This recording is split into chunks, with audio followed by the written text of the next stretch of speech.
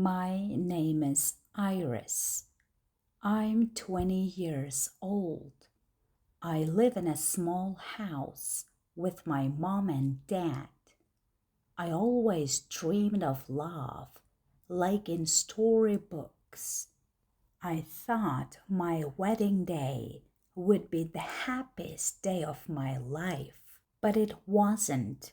My wedding day was a sad one. I smiled, but inside my heart was crying. I had so many dreams, but they all broke that night. It didn't feel like the start of a happy life. It felt like the end of my old one. My family chose my husband. I didn't know him. I had never spoken to him. Everything happened so fast. Everyone said, "He's a good man for you." But no one asked me, "Do you want this?" His family came to our house and said, "Your daughter is kind. She'll be good for our son." My parents were happy. We didn't have much money, but our home was always full of love. I thought maybe love could grow even in an arranged marriage. I hoped. Everyone said, "This is good for Iris." But they were wrong. This marriage didn't make me happy. It brought quiet rooms, many tears, and a lot of sadness. The wedding was planned very quickly. I'd never seen my husband before that day. We'd never even met. The wedding party was beautiful. There were many people, bright lights, pretty flowers, and lots of happy sounds. It felt like a dream. I wore a bright red dress. Some girls said, "You look so lovely." I felt a little happy. I thought my new life is starting now. He wore a dark suit. He looked at me, but I couldn't tell what he was thinking. His eyes were a mystery. Then all the guests left. The house became very quiet. I sat alone in a room. I was scared, but I still had a little hope. It was the first night of my marriage. I'd always dreamed of this night, but I didn't really know what it would feel like. My heart was beating fast. I felt shy and nervous. Suddenly he came into the room. He said, "Hello, happy wedding. You look nice." I was scared, but I smiled and said, "Thank you." In just a few minutes, everything changed. What happened next was not what I dreamed of. It was not gentle. It was not kind. He started to touch me, but not with love. It felt like I was not his wife, just a thing. He didn't see my heart or my feelings. He only saw my body. He didn't touch me like he cared. He touched me like I was a toy, something to use, not someone to respect. At that moment, I understood. He didn't marry me for love. He only wanted my body. Before I could say anything, he pulled at my clothes. He took them off like I wasn't a person with thoughts and feelings. His eyes had no love. They were cold and empty, full of control. My thoughts were spinning.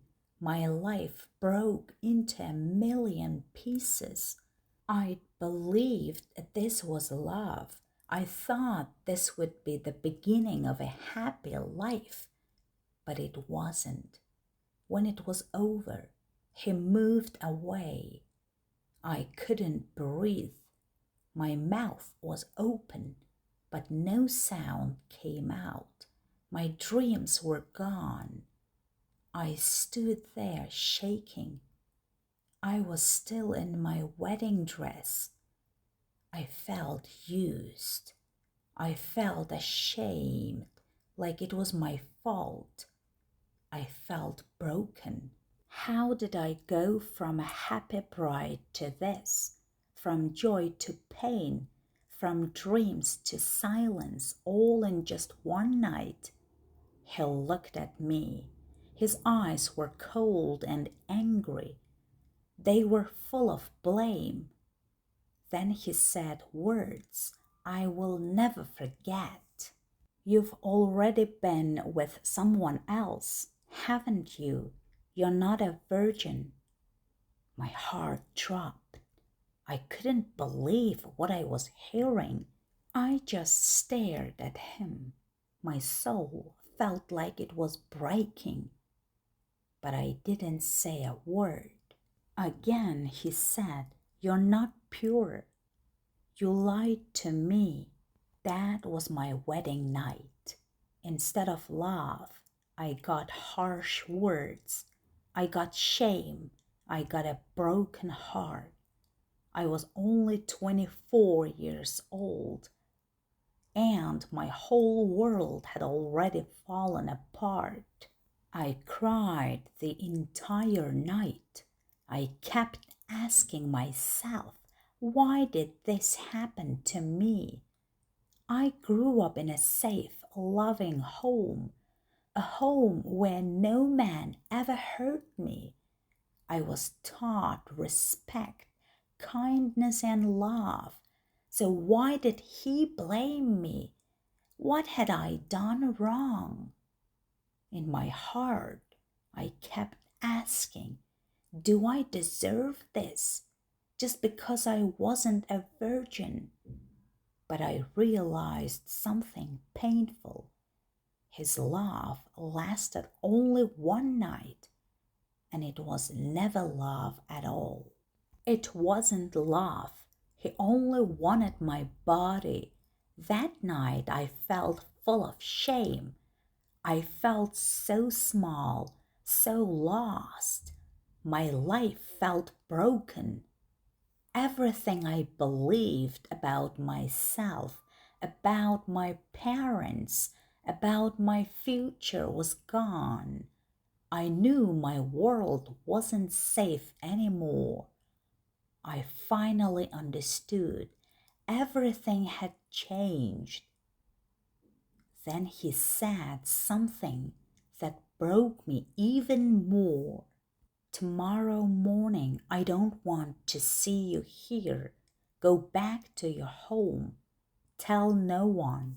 I was silent, frozen. I couldn't believe what I had just heard. I cried the whole night. In the morning, I packed my things. My hands were shaking. I left quietly.